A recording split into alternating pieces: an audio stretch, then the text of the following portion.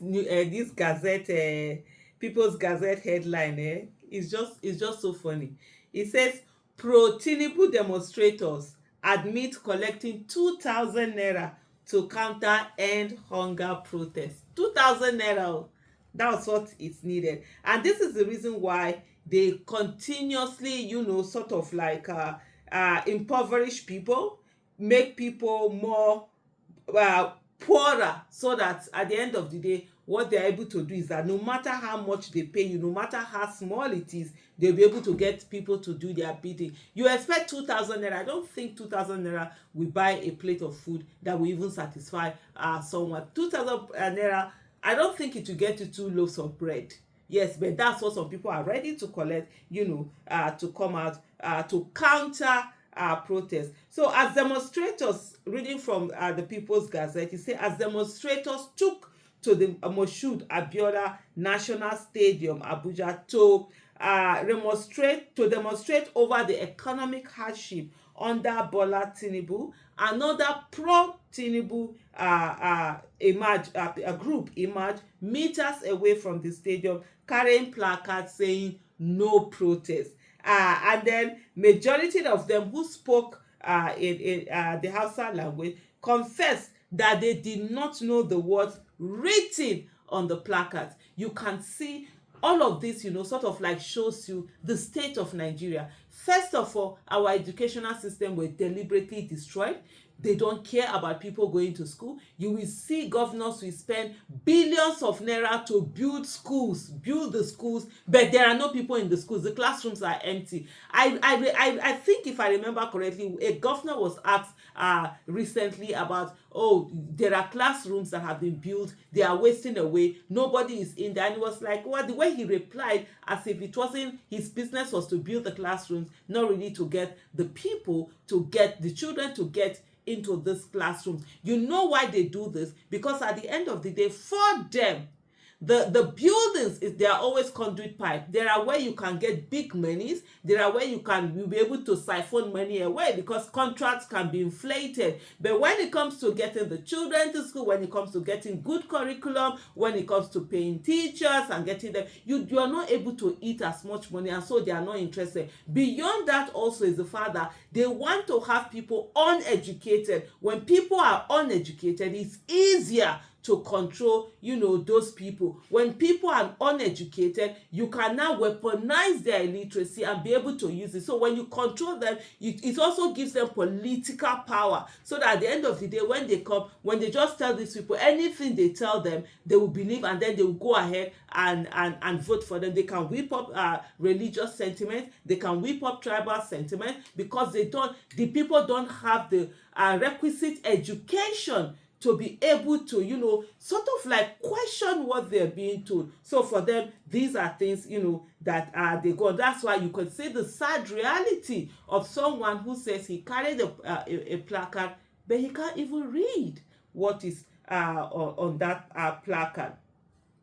And so, going on, a chunk of them carried the placards upside down while chanting no protest. You see things like this, honestly, it just breaks your heart at the deliberation of how Nigeria is being brought down to its knees by a few selfish people for their selfish interest.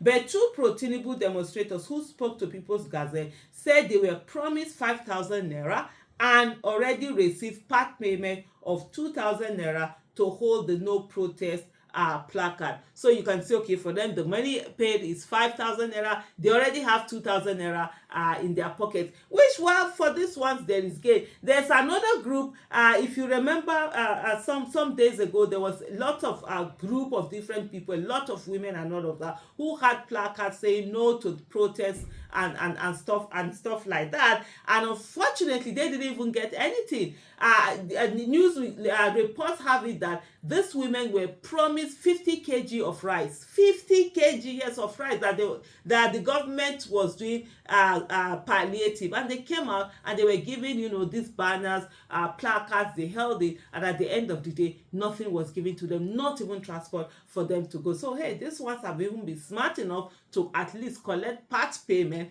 before holding placards that they cannot even read, sadly. Another pro-government demonstrator chanted, "We are hungry." But when asked why he raised the no protest, he said, "Forget that one." Fueling claims that he and other persons were sponsored to counter a peaceful protest. As far as that one is concerned, he's hungry, he's desperate, he needs food in his pocket, and then you have people who sadly are out there, and what they're going to do is to exploit the vulnerability of these people, exploit the hardship that they are going through, exploit the hunger that they are going through, and then make them to do their bidding. I must say that they are an ultimate shame on the elected officials in Nigeria, all of them from whatever capacity. Shame on them. Shame on the fact that they have not been able to give people good governance, accountability, and transparency. Shame on them on the fact that they have not been able to raise the people to the standard that they are living at. Shame on them that they have not taught it,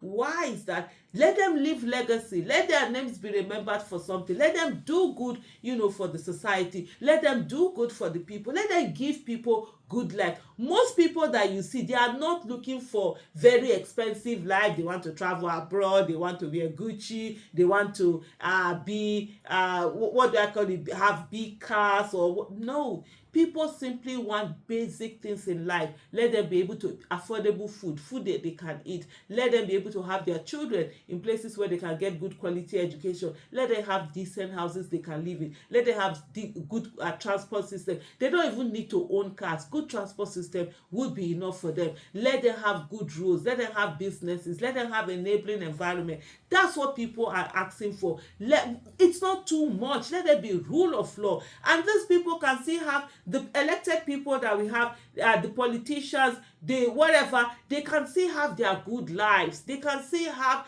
enjoyable life. You don't need to loot money that is too much for even you and your generation to come. You don't need to destroy the country for you to be able to have good life. You can give everybody good life. You have your own good life. The people will also have their own good life. Those are elected into, they have access, they have connection. Even if they leave us with, there are things that they can do, but because of that selfishness, that poverty mentality, it has not allowed them to be able to see that why they have a good life, that the people that they govern can also have a good life. And so for every day, what they try to do is to take away from the life of the people that they govern. Who does that? What is the essence of coming into office and you are unable to give the people that you govern good governance, accountability, and transparency? Then your coming into office is actually useless. Thank you for watching.